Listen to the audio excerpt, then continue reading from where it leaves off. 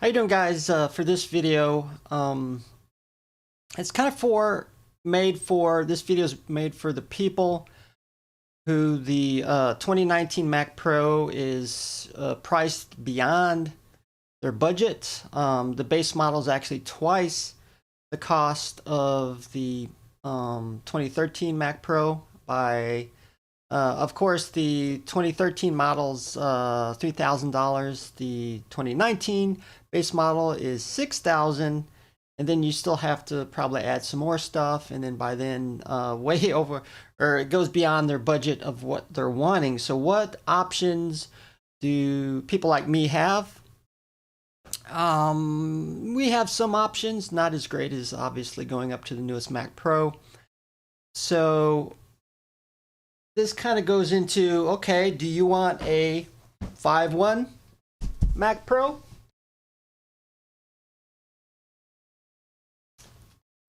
Or do you want a 2013 Mac Pro?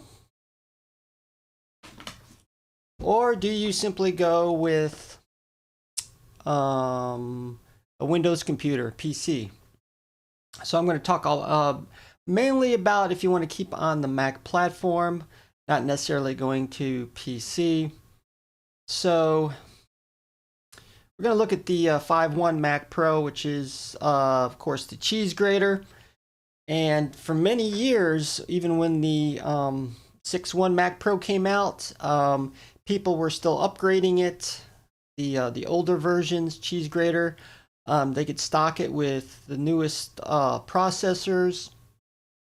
RAM, it has PCI slots, or PCIe slots, excuse me, and so you could fully upgrade the 5.1 to be almost as powerful, if not more powerful than the 2013 Mac Pro, which lasted people for quite a while longer, and they're hoping, as a stopgap into the, the next 7.1 Mac Pro comes out.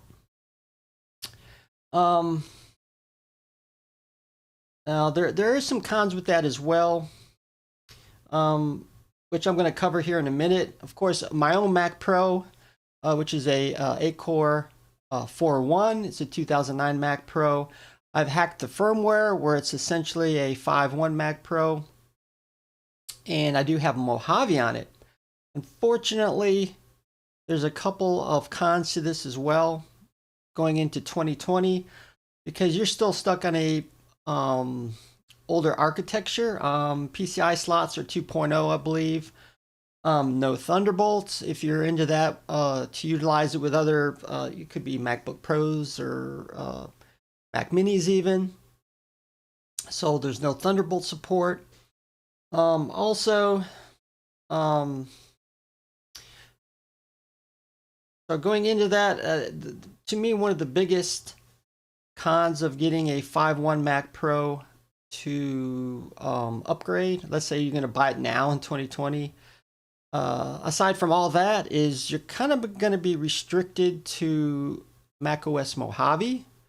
I know there are some hacks to get Catalina working, but if you're using your machine for production, it could be visual effects or many other things, going this route tends to be snafus. And even looking at some internet forums, there has been issues going to Catalina and the 5.1 Mac Pro that definitely need to be addressed. So you probably want to wait a while, and for instance, a good place to go is Mac Rumors forum, hacking, putting macOS Catalina on cheese grater Mac Pros, by the way.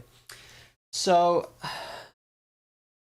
you're essentially kind of stuck on Mojave. I mean, you could risk going to Catalina, of course. If you're doing production work for money, that's a big risk in my opinion.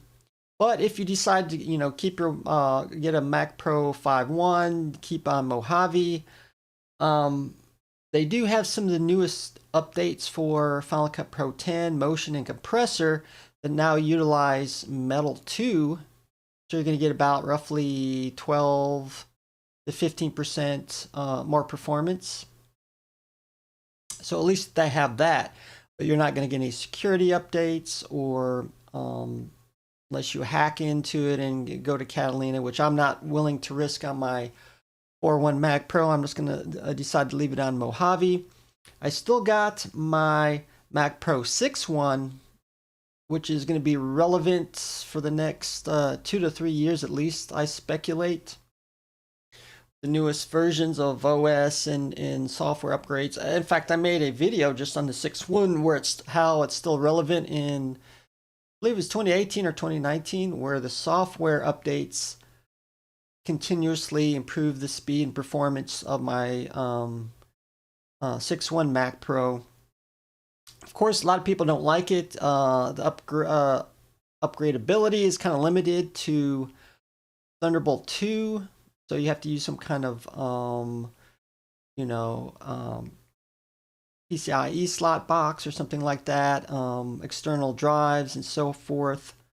But at least the updates still going to make it relevant for the next 2 to 3 years, perhaps even 5. I doubt if they'll go that far.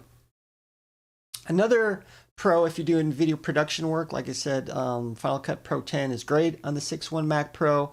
And if you're running DaVinci Resolve 16, the free version utilizes both dual graphic cards, where for other workstations other than the 6.1 Mac Pro, is to get multiple GPUs working, you have to pay for the studio version, which is going to cost you $300. So you do get some perks using DaVinci Resolve with the older Mac Pro still.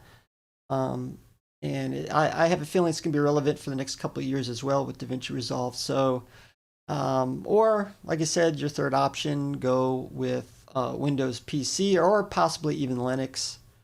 There's some, I think, 2 distros of Linux that you can use. DaVinci Resolve, I think it's like Ubuntu and CentOS or something like that. OS, excuse me. But it's a little bit more tricky. I'd probably stay with Windows for DaVinci Resolve. But so those are your options if you're not you're way outpriced for the 2019 Mac Pro and wanting to go a different route. Perhaps, I don't know, in the future. I'm saying like 5 years from now, the some of the older 2019 Mac Pros may go down in price. Usually, Mac computers have a really high resale value, so it's going to be quite a few years to maybe a used 2019 Mac Pro goes down in price, so that might be an option as well. Or simply, like I said, you may have to go another architecture, PC, Windows, or Linux, or whatever. So, okay, I thought it'd make an interesting video. So, thanks for watching, and see you guys later.